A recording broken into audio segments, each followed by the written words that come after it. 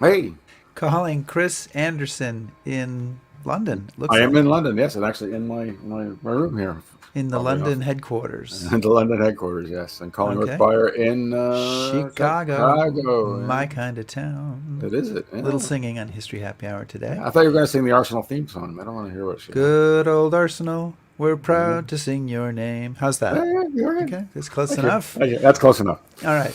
Yeah. Welcome, everybody, to History Happy Hour, brought to you with the help of Stephen Ambrose Historical Tours, offering a variety of history tours in Europe, the U.S., and the Pacific. Look, if you want to go on a trip with me, if you want to go on a trip with Chris, if you desperately don't want to go on a trip with one of us, but want to go on a trip with somebody else, What else? Yeah. it's all there at Stephen Ambrose Historical Tours. Yes. And whether you're watching live, watching on replay, or not watching at all, but listening on the History Happy Hour podcast, thank you for joining us. And today, in just a bit, we'll be talking about the rise and fall of fascism in Italy, a dark tale, if ever there was one. Indeed. Let us know you're here and what you are drinking. Chris, what are you drinking today? Well, I'm doing trying to do dry January, Oh, so I I'm see. I sparkling see. water. And Starting on January 20th. well, it's but no time like the present. Right? Well, I have a wine from that my sommelier Marilyn Wow. tells me is from the same region of Italy as Mussolini. So we're going to find out from our guest if that's I was true. going to say, That'll be one of yeah. the first questions. We're going to check on the sommelier. Hopefully, our guest won't put you in a bad, So Lambrusco, it's bad okay. spot. We it's a search for truth on History Happy Hour. Okay. Okay. So who's out there, Chris? Well, we have John Matthew and John. I'll try to forgive your poor choice in football teams, but we welcome you anyway. And Ron Griswold, Lizzie Borden, Pat Geary. Wow, quite I a few got a people. compliment on my singing from Jean Templin, but she put quotes around singing. What is that? Well, I mean, Was it because it really was singing? singing loosely defined, Rick. I see. George Les is here. Yeah. Marilyn Ray Byer, my sommelier, and all sorts of other people. We do have Brian Peacock drinking a sink pack today, a sink pack special, You've inspired the a legions. cocktail that is fast becoming the unofficial cocktail of History Happy There Hour. it is. All right, Chris. I think we've probably Gills. we should just mention our Patreon supporters. Yes, we should. They are awesome people, and And we appreciate them. These are our top shelf supporters. We've they're added a becoming name awesomer. to the Yes. list, yes, but there are also many people who are not top shelf supporters but still support on Patreon. We do appreciate you all, and that's the site for doing that, patreon.com/history happy hour. We do appreciate that. Okay, Okay. can we start the show now? I think so.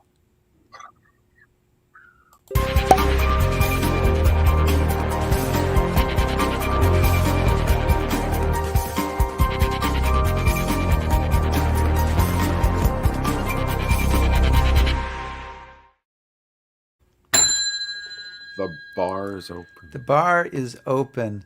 In the dark days after World War I, a new movement swept over Italy. Fascism promised to build a new Roman Empire and restore Italy's greatness. The movement spawned black shirts, violence, and a fellow named Benito Mussolini. And our guest today, John Foote, has written a book called Blood and Power, The Rise and Fall of Italian Fascism, and he tells the disturbing story of fascism from 1915 to 1945. John describes himself, I read this on his Twitter feed today, as a historian specializing in Italian stuff, which I thought was about the briefest bio that I could possibly do on the show. He's written several other books on Italian history and sport and joins us from the famous port city of Bristol in the UK. John Foote, welcome to History Happy Hour. Hello, everybody. Great to be here. Thanks for the invitation. So, We is the appreciate it. Lambrusco from the region where Mussolini was born? It's close. I think it depends. I don't want to get all too detailed about it, but I think it depends what kind of Lambrusco it is. So we could go down a road, but it's not far away. Okay, I don't know. That's sort of, it's not far away. It's not far Okay, away. we're going with not far away. There- Good there enough. we I go. think that's a All right. win. I think that's a win. Uh, John, I would describe your book as a bottom-up history of fascism in Italy. You write, we know much about Mussolini, but too little about ordinary Italians who lived through the dictatorship. How would you describe your approach, and why did you go this route? So, I mean, I wanted to get technical, I'd call it micro history. But what I tried to do originally, I wanted to take about 20 individuals, and I wanted to kind of trace the way that they experience this period of fascism, which goes from about the 1920s right up to 1940s. So the idea was to tell the history through these stories of individual biographies. In the end, it was a bit less than that because some of them ended up on the cutting room floor, some of them didn't work, some of them I just couldn't find out all the information about them. But that was the idea, was to tell the story through in people's lives. And some of them are socialists, some of them are fascists, some of them are Catholics. There's all kinds of different people there. And some of them I got totally obsessed with and wanted to know everything about. And strangely, fascism helped me in that work because fascism followed people everywhere, especially people that thought were going to be dangerous to it, and kept incredible archival records on everything they did. So they kind of did the work of the historian for the historian. Yeah. So John, I mean, I think it's safe to say that when people say fascist or think World War II, immediately Germany comes to mind. And I think that there's not enough known about the Italian fascism in Italy. And so just to kind of, give us a baseline really briefly, just a little bit about kind of the rise of Italian fascism, and maybe was it the same as Nazism? Did it differ from Nazism? Where would you want to start this from? I think that's a really good point, that sort of Nazism kind of tends to dominate everything, even in the studies and people's memories and minds. Italy invented fascism. The word is Italian, fascismo. The first fascist groups were formed. The first meeting of people who called themselves fascists was in 1919 in Milan. It was a very small number of people, and they called themselves fascists. And they really it comes out of the war experience. Most of the people who called themselves fascists had fought in the war or had strongly supported Italy's participation in the war, which was a very controversial participation. And these fascists, they were a mixture of things, and they changed over time. And be careful. You've got to be careful not to say they're exactly the same all the time from 1919 onwards. But there are some fixed points that we could lay down. One is a very extreme nationalism. A second one is the use of violence, which I'm sure we'll come back to. Mm-hmm. And the third one is anti-socialism. They were also very opposed to kind of liberal democracy right from the start. So those kind of strands are what fascism kind of, you can build it around. You could have a massive debate about the various definitions. Difference from Nazism, I'm sure we'll come back to that. Yeah. In many ways, Nazism molds itself on fascism. You don't get Hitler without Mussolini. Okay. I think it's often seen the other way around. I think the key difference is this centrality of anti-Semitism. But when you say that, you don't want to let Italy off the hook with the way that it used anti-Semitism. Right. Sure, we'll come back to that as well. Well, so much to get in here, and as you say, I mean, Mussolini takes power in 1922. What is Adolf Hitler doing in 1922? He's on the street someplace in Vienna or whatever. Just something just occurred to me, and I just thought I would ask. We all have a meaning right now that we associate with the word fascist or word fascism or fascismo, as you how'd you say it? Fascismo. Fascismo. Why did they pick that word? What did it mean to people in 1919, 1920, 1922? It doesn't mean what it means to us now. They use that word. They actually call themselves fasci di combattimenti. Fasci was something that came from ancient Rome. It was a group of people, and it's also a bunch of sticks. They didn't really mean anything in itself. It was just a group of people who'd fought in the war. Combattimento were combatants, if you like.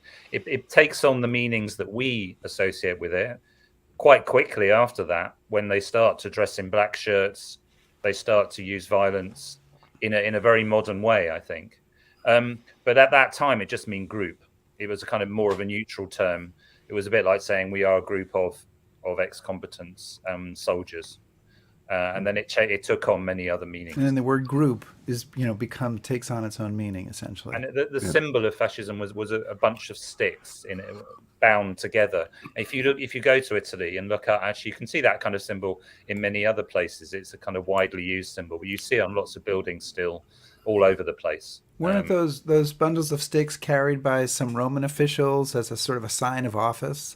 Yeah, that's right. And that already takes you into the idea that fascism was very much harking back in some of its manifestations to the glory of ancient Rome.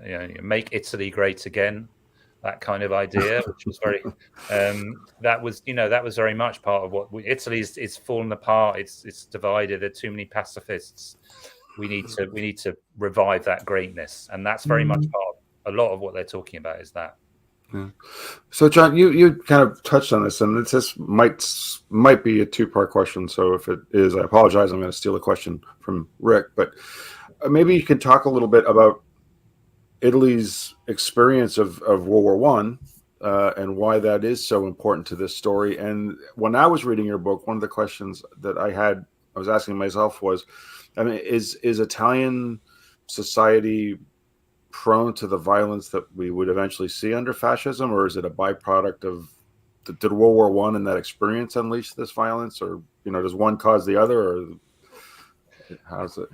I think the war. So Italy enters the war in 1915, really against the wishes of the majority of the people. All the evidence seems to show that the war is pretty unpopular. There is a very small combative nationalist minority which pushes Italy into the war, and many of those people will turn up in fascism. And they're allied with England and France. Yeah, which was also a surprise given some of the previous alliances that Italy had. And the king is a key player.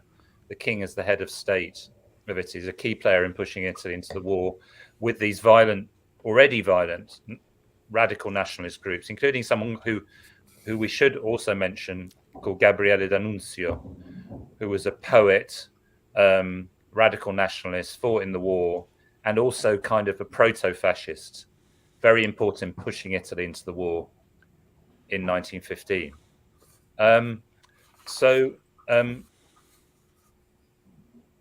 Sorry, some strange noises going on. I think someone's coming home, which is probably I did expect. We can call the police if anything. Give us a signal if you're being held. Sorry, yeah. I'll get back to the First War. The war was brutal for Italy, like it was for all countries. I think, and it was also something that cost very high numbers of lives. But in the popular consciousness of many people in the world, Italy didn't even take part in the war. Right. It's often forgotten. It also divided Italians very radically. And those are the divisions that we'll see in post-war Italy between those who supported the war and those who opposed the war. Very, very broadly, that is what you get in 1919 to 22. Okay. And Italy lost something like 500,000 soldiers. I mean, they lost far more, say, than the United States did in 570,000, and that's probably an underestimate. And then you add to that the huge numbers of people who were mutilated and blinded and so on. I mean, it really is an extraordinary tragedy, and it touches all parts of Italy. Many of the people on the front, which is often in the mountains, way up in the mountains. 3,000 meters they fought some of the war at, which is crazy. That's right? 10,000 feet. Yeah. Were people who were from Sardinia or Sicily who'd been plucked, conscripted into the army and never been to Rome, let alone to fight the front. So it was an extraordinary kind of almost a unification, but through this horrible experience. You call it a mutilated victory. That's what D'Annunzio called it, and it was a very popular phrase. D'Annunzio was an amazing slogan maker. He came up with all the things that fascism used. They were his slogans. He was very modern in his phrase making. He called the war a mutilated victory. That was partly because many people felt that Italy was betrayed at the negotiating table. Mm-hmm. It had gone through this war and it had got very little out of it. Very little territory. And they wanted more. and that led to a lot of claims on further territory in 1919 to 20. Yeah, so you come out of World War One. You have socialists, you have fascists. There's sort of an opposition here. One of the elemental parts of fascism is, and maybe it's part of all the political parties, but certainly a part of fascism is violence. And there's a quote from you early in the book. You say, "Without violence before and during the regime, fascism would never have come close to power. It was fundamental, visceral, epochal, I don't know how to say it, like an epic, and life-changing, both to those who experienced it and those who practiced it. Fascist violence brought something fundamentally new to the political scene, a military party whose use of murders, beatings, intimidation, and destruction swept aside all opposition." And your book really dives into this violence. I would say there's violence on almost every page. Talk about the kind of violence that was the signature, if you will, of fascism, and tell us a little bit about the Squadristi, a word that I learned reading your book. So I think, in my opinion, this is the great political invention of Italian fascism, which later the Nazis will copy, and other forms of fascism will also copy, which is the political use of violence. But it's not wild violence, it's not chaotic violence, it's not random violence. This is violence that's very directed and targeted. The Squadristi are groups of fascists who start to form themselves into groups, or they call themselves squads, and they start to wear uniform. They wear a black shirt. They're obviously illegal. This is all illegal. This is against the law. And they start to attack certain kinds of people and certain kinds of institutions. They attack socialists, individuals and organizations. They attack offices, trade union offices. They attack people who are against the war. And they do it in a very effective way. They do it in a very extreme way, right from the start. So the squads start to form. They will attack someone's house, burn down a building, go into a town. They've got lorries, they've got equipment, they've got guns. And this is an incredibly effective form of political activity. And it very quickly starts to turn the tide, because Italy in 1990 to 20, it often appeared to many people as if there was going to be a socialist revolution. There were strikes and demonstrations and occupations all over Italy. But this Squadristi, even though there were a very small number of them, used violence in a way that was very modern, very effective, and very didn't care about the implications of it. So it was an extraordinary thing, and I think that is the key political invention. Everything else is secondary to that. And if I can do a follow-up, Chris, I mean, there's a phrase that comes through a couple of times, which is quite vivid: cudgels and castor oil. Those are some of the weapons of violence. They're kind of inventing techniques, and one of the things they do is humiliate people. So they make an example of somebody in a public square, and everyone else has to watch this humiliation, this torture, this violence, and that scares all the other people. Right. So and there's an example of that in this photo. Who is this gentleman, and what's happening here? So that man is a man called Giuseppe Lemmy. He's a communist in Rome, and this is during the March on Rome, which is when Mussolini and the Italian fascists took power, centrally, and stayed in power. He had been kidnapped in the street. His hair had been shaved off, as you can see. His beard had been shaved off, and they put a sign around his neck saying Lemmy, that's his name. And he was secretary to a very famous communist called Bombacci. And it says Segretario del Porco Bombacci, secretary of the pig Bombacci. So he was paraded around. And it must have been a terrifying experience. It was also reported that he had to drink castor oil, half a litre of castor oil, which has quite dramatic effects. Diuretic effects. On your body. And this would be a further form of humiliation. He was forced to shout fascist slogans. So this was for show. That person, he wasn't killed in this instance. He could easily have been killed. But a lot of people saw it. And, that worked. People left in droves, left the trade unions, left the socialist movement, went into hiding. And it worked very quickly. So, but John, is this violence? How directed is this violence? Is there one person or one group of people saying, okay, Squadristi, I want you to go here and do this, or are these squads kind of acting on their own but under a bigger umbrella? So that's a really good question, and it's a really important question. So these squads kind of emerge all over Italy in local areas, particularly where socialists are strong, and they all have their local leaders, and they're called Raz, which comes from an Ethiopian term for a leader. And so there are lots of fascist leaders who are leading their own little squadristi. There is some coordination, but not very much in the early years. And then there's a kind of national leadership. And there we have to talk about Benito Mussolini, because Mussolini is the kind of ideologue, the propagandist, the theoretical creator of fascism. But he's also trying to gain control of these squads. Sometimes they're out of control. So it's a many-headed beast at first.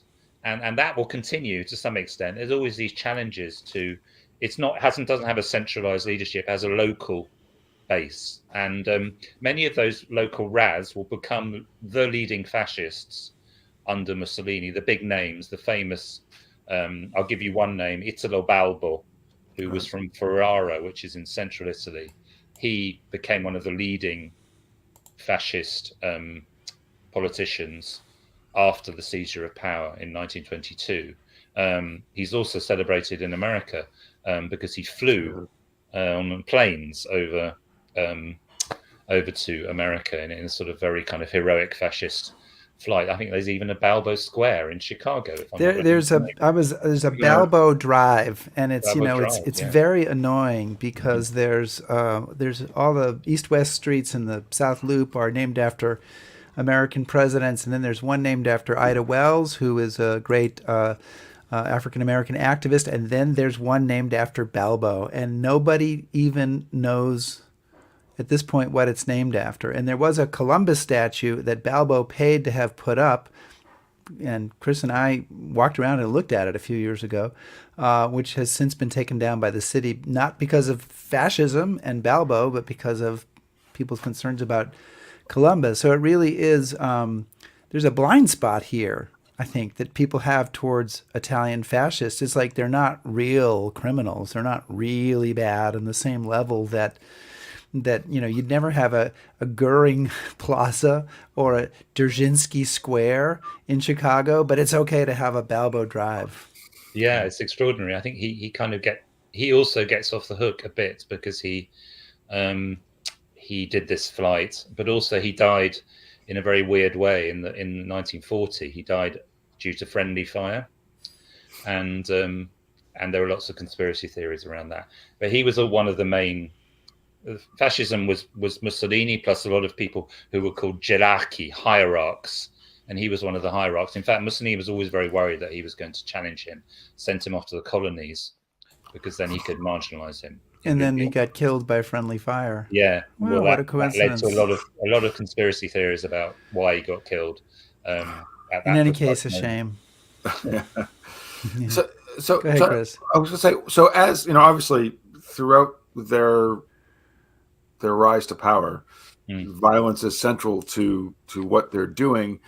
But are they proposing anything else? I mean, because if it's just violence, they're sort of like the Freikorps in Germany, right? But they have to say, okay, we're going to have this violence, but this is what we're going to also give you. So what is the other part? Yeah, what are they for? I get that they want to put down the socialists, knock the left, but what are they in favor of? Yeah, I think it's at that point, the things like order and, there's a terrible cliche, which everybody knows, which is making the trains run on time.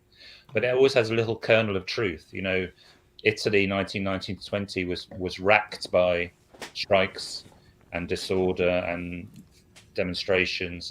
And the fascists said, we can put a stop to all that. We will bring order. But we will also make Italy great again. We will bring you a new empire. Did they literally use that phrase? I mean, they talk about a new Roman Empire, so it's very similar to it's not the literal phrase, but it's what it means. It's we were great once, and we're going to have a new empire, and it's going to be centered around Rome, which once ruled the world, and now we're decadent and so on. They also promised things, which they certainly didn't deliver. Of getting rid of corruption and getting rid of kind of decadent parliamentarianism and things like that. So they, for many middle class people in Italy, socialism represented something quite scary, and the socialists actually explicitly said many times, when we take power, we're going to get rid of you because we won't need you anymore. So they were also they were a good bet for many people. I think even the liberal state, which kind of allows all this violence to take place, doesn't really do much about it. Kind of thinks that it can control the fascists, and that's a terrible error, because once the fascists take power in 1922, they turn on. Once they got rid of the socialists and the unions, they turn on the liberals and many Catholics as well. So it wasn't, they couldn't control them. And in fact, they then abolished democracy. Well, we have a question from one of our members of our audience here who says, how could violence have prospered without government indifference? And there is this moment, there does seem to be a lot of government indifference, police indifference, or even favoring the fascists. And then there's this moment where the fascists march on Rome, the prime minister wants to call out the army and deal with this, and he needs the king to sign the decree, and the king says, I don't know, I don't think I'm going to do that. And he ends up, even though they have this tiny sliver of representation in parliament, he makes Mussolini prime minister. So why this complete ineffectiveness, essentially, in resisting this violent attempt to overthrow the country? I think it's worse than ineffectiveness. I think what you see in 1919 to 21 is active collusion between the police, the army, and the fascists, to this extent of giving them equipment and guns and allowing them to do what they wanted. On very, very few occasions do the police or the army fire on or arrest fascists. So they're actively working together. And I think when the March on Rome comes around, it's too late. The king refuses to sign the state of siege decree, which is a very famous moment in Italian history, because that allows the fascists to win. But I think by that time, he couldn't be sure to rely on the army at all. That is the problematic moment for a state if it can't rely on its own army to obey orders. So, the army in 1922 is sort of shooing the fascists into saying, just kind of letting them do exactly what they wanted. So I think it's a more serious than indifference. It's actually actively working together, and there's been some fantastic sort of work at a local level demonstrating that. So, John, given their violence right from the very start, and given that at least at the beginning, socialists and communists are bigger groups, organized groups, than fascists, what's the level of public support for this movement? I mean, is this a small group that takes over the country and says, this is how it's going to be, folks? Or is there popular support? And does it change? I mean, that's in some ways, that's the 64,000. That's such an important question. And it's often quite hard to ascertain that kind of thing, because especially under a dictatorship, how do you know, what support is? In the rise to power, I'd say it's always a minority movement. Whenever they stand in elections, free elections, and there's elections in 1919 and 1921, those are the last two probably free elections. 24, there's a huge amount of intimidation. They get, maximum 30 deputies, 30 MPs, right? Out of how many? That's all, 30. It's nothing, right? So all the evidence points to them being quite strong minority support. There's quite a lot of passive support. Yeah, let's let them do this, but we don't really like them. This is kind of distasteful. They'll do the dirty work for us, but we'll control them afterwards. I don't think there was ever anything like a majority support for them. There's a lot of very active people involved. And as we know, I'm sure from other programs, that active minorities tend to make history. And they made it in this case, but they never had a majority support. And once in power, that's another huge question. whether they achieved support, I think that's a more complicated question. By the 30s, probably there was a degree of, acceptance of the regime, but that's after a massive amount of repression had taken place and all opposition had been swept away. But I mean, it's pretty clear what the fascists' policy is, right? I mean, they're violent and they're brutal, and nobody seems to be calling them out really, or they're just. I mean, how do they? Mussolini plays the statesman. I mean, he comes into power and he says, right, that's the end of all that. That was a necessary, we had to use violence. It was necessary to get rid of all the evil socialists and trade unionists.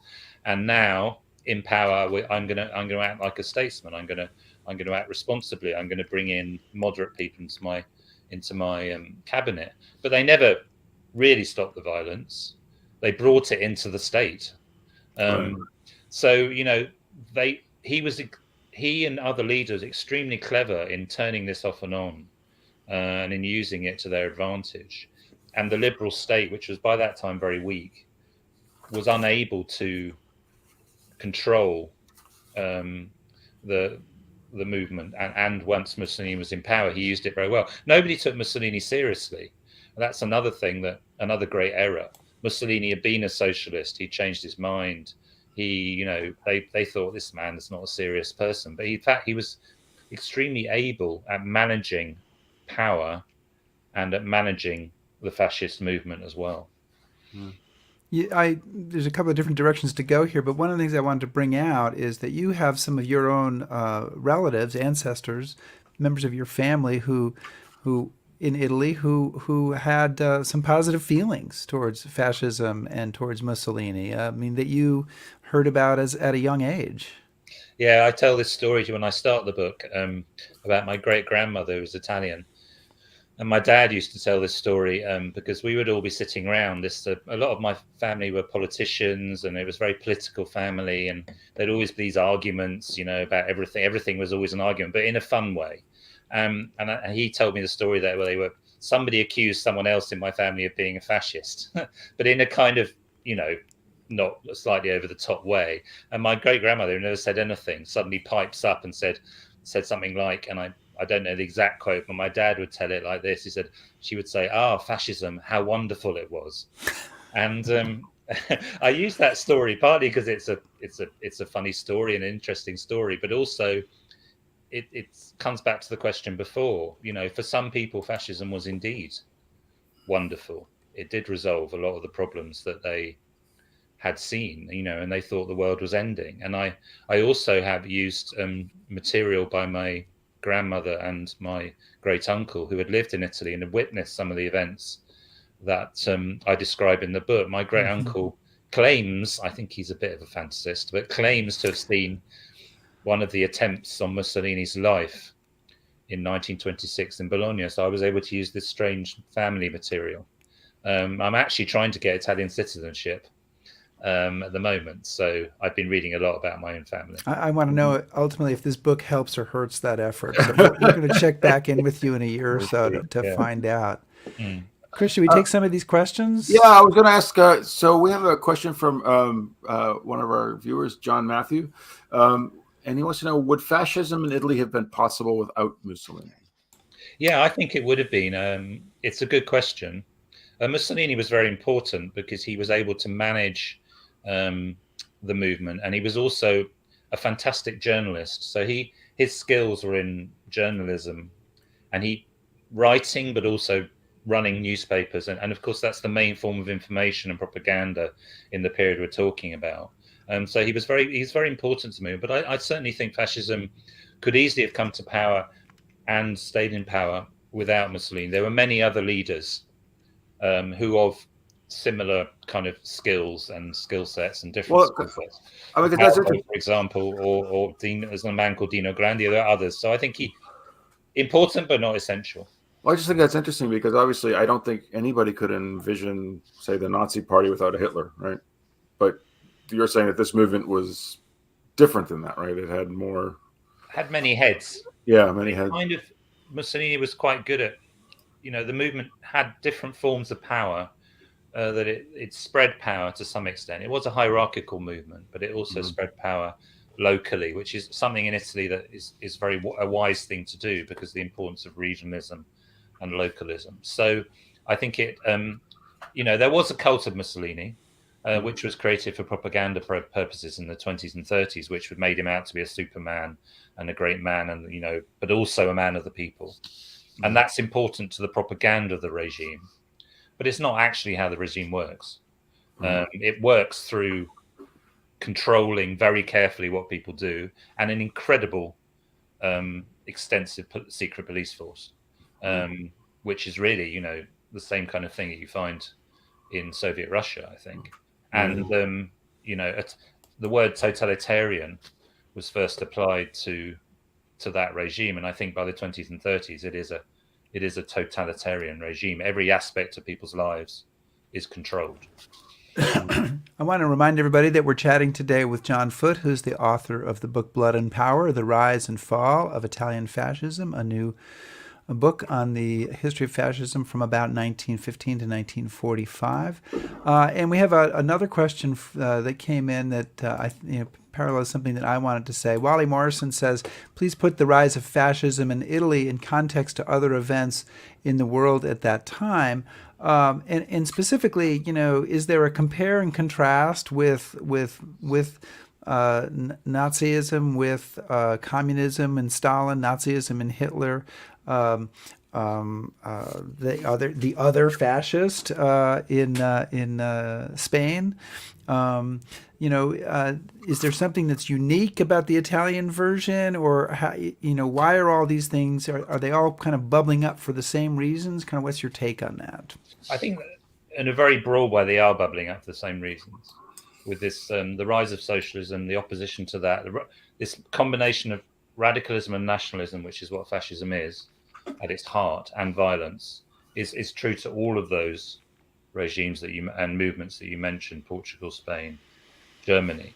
That the other global event that kind of is the context to where fascism comes from is the Russian Revolution, and the socialists in Italy, who had always been quite sort of moderate, moved rapidly to the left in post-war Italy and really want to imitate Russia, and that the fear of that is part of what fascism taps into. In terms of Nazism, the Nazis try and copy what goes on in Italy. They see it as a model, and they do copy lots of it. I mean, the Beer Hall Putsch is an attempt to copy the March on Rome, which is a complete disaster. And, it takes Hitler 10 years to get to the same stage.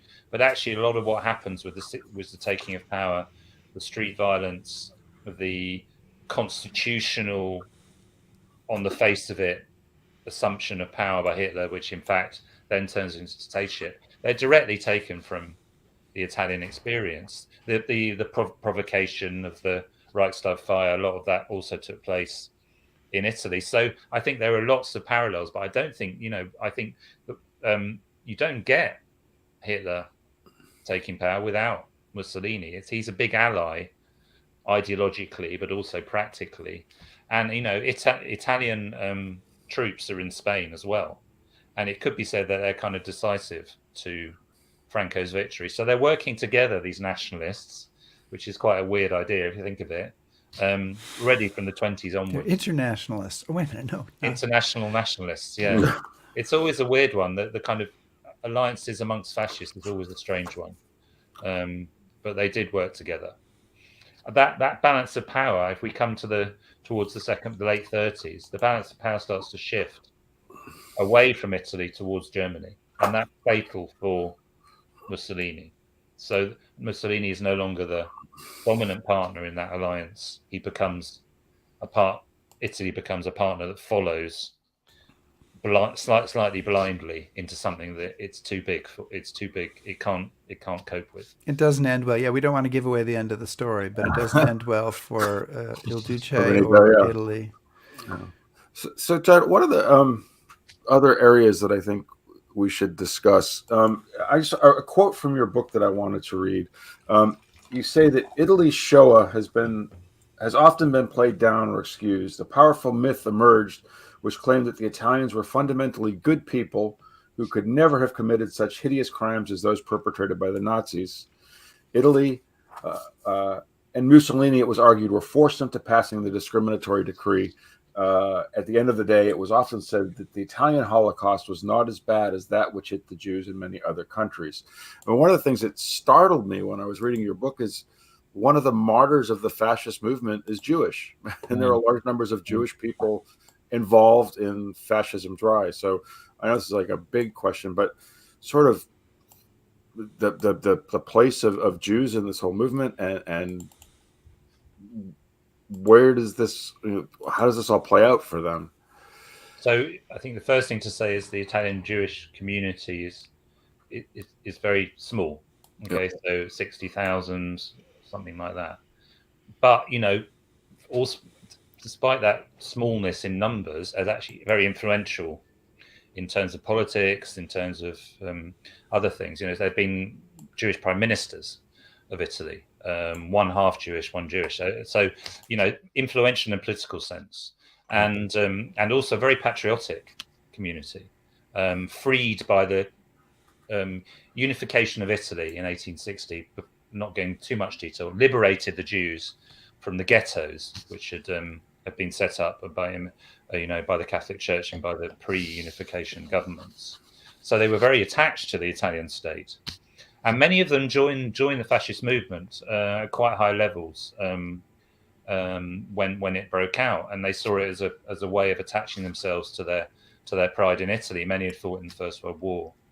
Now, the anti-Semitism is there right from the start, but it becomes much stronger in the 30s. And it is the alliance with Hitler which sparks it, but it is also homegrown. And in 1938, Mussolini passes these very, very stringent anti-Semitic laws, which, in a series of decrees signed by the king, which remove Jews from various aspects of public life, schools. You can see in that poster, they're not allowed to own property, they're not allowed to own businesses, and slowly their kind of rights are taken away over a period of years. They're marginalised in Italian society through these discriminatory laws, which are a great shock to them. They weren't expecting it. And here we're into the Second World War, when the Nazis are in charge of Italy, alongside Italian fascists, they start to deport Italian Jews to Auschwitz, mainly to Auschwitz, and about 10,000 die in Auschwitz. Others are killed on Italian soil. So there's an alliance which allows that to happen. It's often been, as I said, it's often been played down or ignored, but in the last 20 years, those kind of ideas have been almost entirely debunked by a series of brilliant historical books and articles in Italy and elsewhere. And no historian really can make that argument anymore. So that's a kind of the story in about 5 minutes, but there were to say about it. So before we went on the air today, you and Chris were bonding over the fact that you're both Arsenal fans, which was lovely. It was moving, wasn't it? It was a kind of a special moment.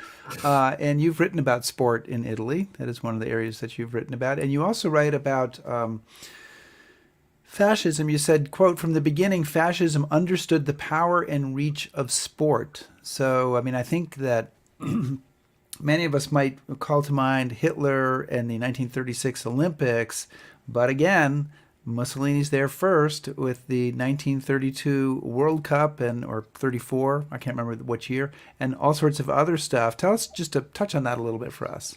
Yeah, right from the start, even if you look back to the 20s, Italian fascists at a very high level are involved in football clubs, building stadiums, putting a lot of money. There was one day that they opened 500 stadiums in one day. Yeah, they really understood the power of football. And in fact, there's an enormous stadium in Bologna that is opened by Mussolini that I write about in the book. It's still there.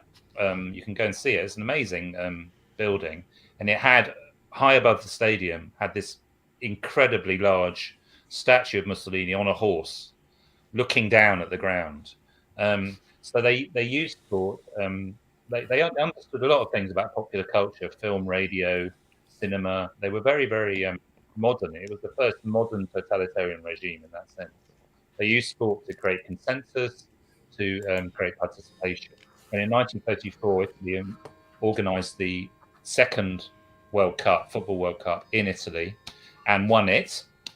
Surprise, surprise, you might say. And it was organised as a political event. Just, I mean, I don't want to make facile comparisons, but quite similar way to the way that Qatar recently organised Football World Cup. Organised to bring as much attention and consensus to Italy and to Mussolini as possible. They also went to France with the Italian team, won the 1938 World Cup. So they created a very, very high level football team.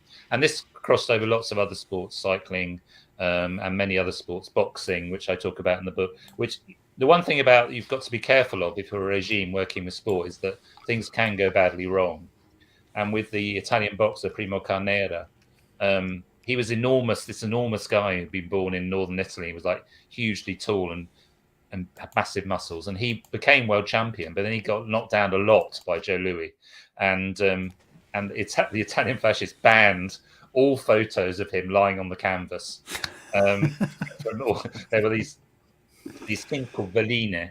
So the press was completely controlled under fascism, and they sent out these little notes, which were called veline because they were on very small bits of paper. And one of these velines, and they've kept them. They're archived, and it said no pictures of Carnera on the canvas, and that was like banned. So yeah, that you can go wrong, and then he was quickly dropped as a figure.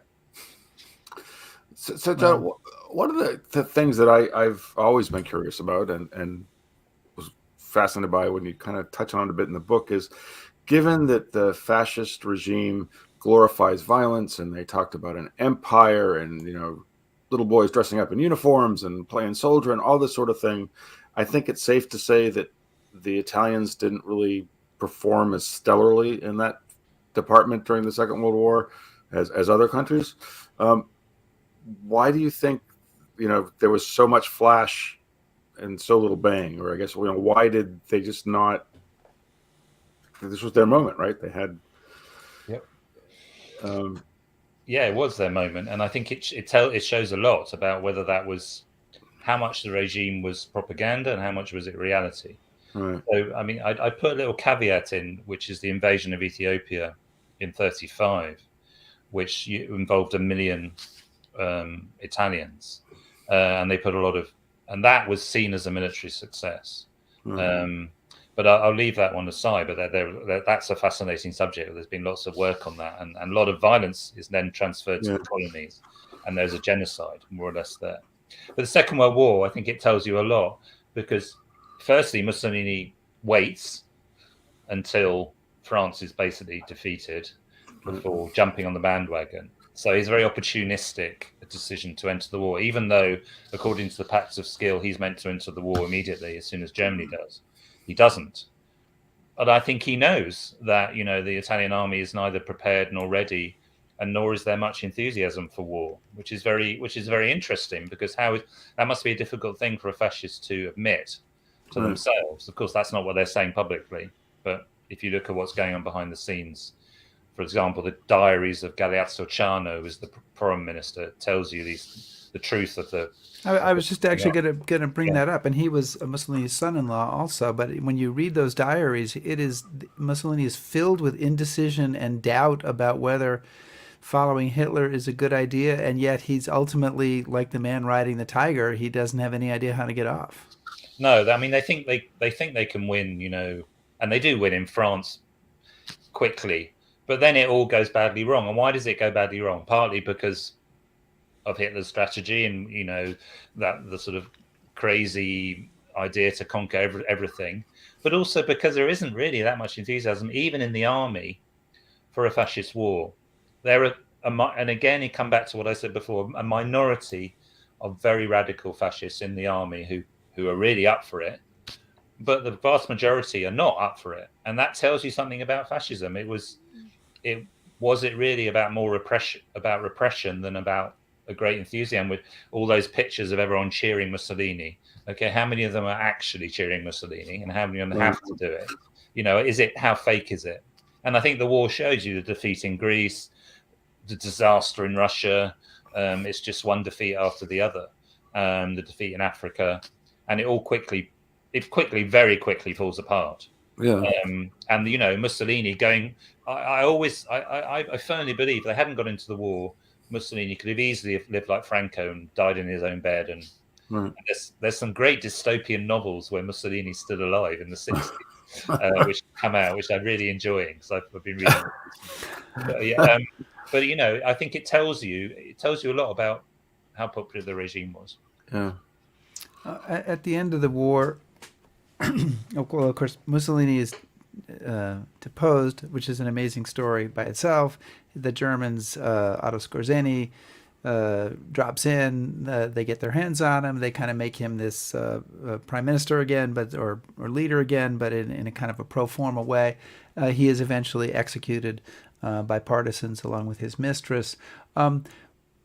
Because your book is less about Mussolini than it is about all of the other people who took part in this movement, are there repercussions for sort of the lower and mid-level fascists and black shirts and Squadristi leaders? Or do they all just kind of get to go back home and say, oh, never mind, and just kind of get on with their lives? Which way does it go? Are there trials like Nuremberg, or is it all just, let's just bury it all and hush it up? So there's two things there. One is in the immediate moment after the liberation, after the Allies, the Americans and the British liberate Italy in bits, that they're going up from Sicily. It takes quite a long time, but every time they liberate a place, there's a lot of bloodletting, and the people who get killed are mainly fascists. Okay, so key fascists are taken out and shot. We don't know how many, but we're talking 15,000, quite a lot of people.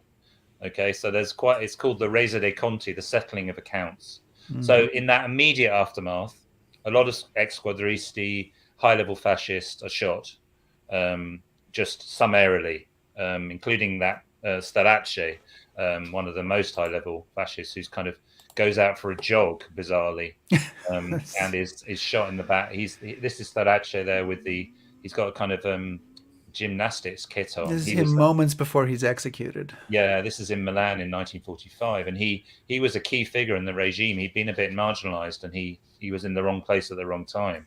But if you got through that as a fascist, you probably would be okay.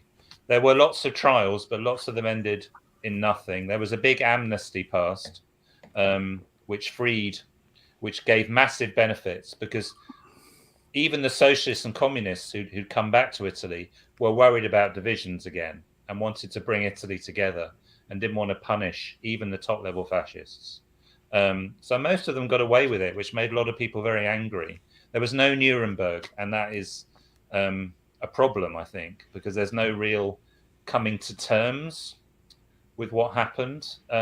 Germany certainly did come to terms up to a certain point with its past. Italy is more complicated, you see, because they changed sides. We actually won the war. We didn't lose the war. We're on the right side. And, and then you don't really deal properly with it. And I think that's kind of what's happened a lot in post-war Italy, is that there's been kind of either forgotten or reinvented or played down.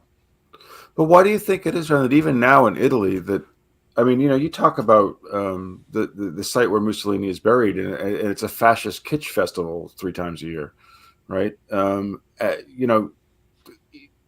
would never happen in other countries. Why is fascism almost cool in some respects today? That there's not, I think partly that reason of wanting a repacification very early. In 1946, the communist leader who'd been in Moscow for the 30s, an amazing figure in many ways, very dark figure, a very interesting figure, very contradictory figure, a man called Palmiro Togliatti.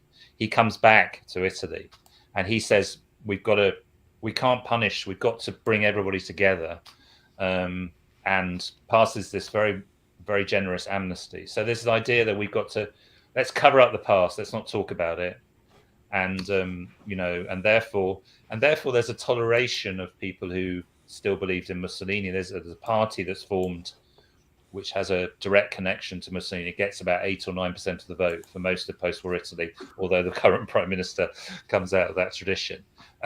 So it's a toleration of it, and it's not seen as important. Whereas I think Spain is really interesting, because Spain has now taken away Franco's body from the huge monument of the fallen, which he created when he was alive. And they've done that. They've kind of de-fascistized it, even though it's very fascist. But Italy is struggling with that, and will struggle with this kind of government in power, I think, as well. We're almost at the end of our time, but I have to ask this. It's 2023. Is fascism making a comeback? And to the degree it might be, what lessons does the Italian experience of 1919 to 1945 hold for the world today? I mean, I think it depends how you define fascism, but I think certainly authoritarian movements are on the rise across the world. And I think if there's one lesson I would take from the period I studied, is that we need to take things very, very seriously indeed. Like, let's take a very current example, what happened in Brazil 2 weeks ago.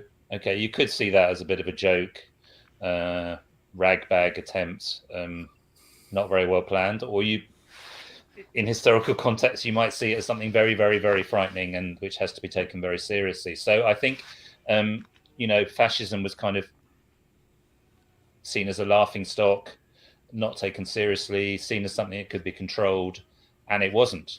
And I think that's the lesson I would take from in current is not to tolerate things that are undermining democracy and the rule of law. John Foote, thank you so much for joining us today for this really fascinating discussion. Absolutely. And I want to remind everybody that this book is called Blood and Power, The Rise and Fall of Italian Fascism. It's just out, pretty recent, and really a lot of amazing and surprising stuff in there. I was underlining all the way through. Thank you so much for joining us on the program today. Thank you so much. I really enjoyed it. Thanks to the listeners as well. Excellent. Thank you. And Christopher, we have a change of pace. Yeah, we need a little next uplift, week. So think. Today was fairly dark. Yeah, it's fairly. And we're going to lighten it up a week from now. What are we going to do? We're going to talk about one of my favorite subjects, food. We're going to combine food and history. Yes. Look at that. And we're going to talk to Rossi. We are continuing an Italian theme here. You go for the last name. No. That sounds Greek, though. Hang on. We're going to bring John back. Oh, yeah. Maybe it's a Greek name. It's a Greek name. I just thought maybe John could pronounce this, but I'll let him. I'll keep him off the hook. Rossi Anastopoulos, author of Sweet Land of Liberty, A History of America in 11 Pies. A tasty subject, for sure. A little slice of... All right, let's keep the puns going. Yeah, I'm going to just try very hard to, but history in a tin, I don't know. Oh, no. But I'm looking forward to it. History, yeah. Because as she points out, we have pie as part of the Thanksgiving tradition. Pie is what they were serving at the lunch counter when it was when the sit-ins started happening in Greensboro, North Carolina. American is apple pie is an expression, but apple pie is not actually American. So we're going to try to dive into all this stuff and do something a little bit different on that show. So I think that sounds like fun. It should be fascinating. And I appreciate everybody who joined us today. Thank you so much for being here. And please come back and check out our website, which is historyhappyhour.com, and all the other shows going back decades. No, it seems like it. Seems like decades, but years. Anyway, thanks for joining us. Thanks, everybody. Be safe.